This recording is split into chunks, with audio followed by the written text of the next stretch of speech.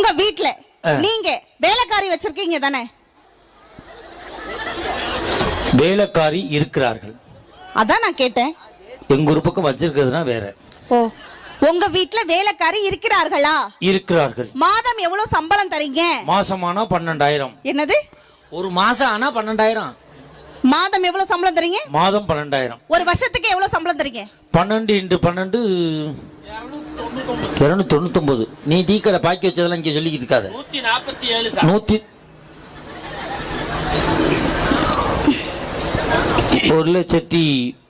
1,40,000 அந்த இது பணம் கொடுக்குறேன்.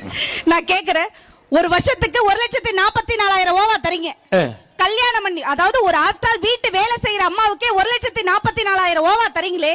கல்யாணம் பண்ணி வந்தவனே வீட்டுக்காரியா, சமையல்காரியா, ஆத்துக்காரியா, புள்ள பெத்து போற மிஷினா, இத்தனை வேலை செய்யறமே, மாசம் இவ்வளவு கூட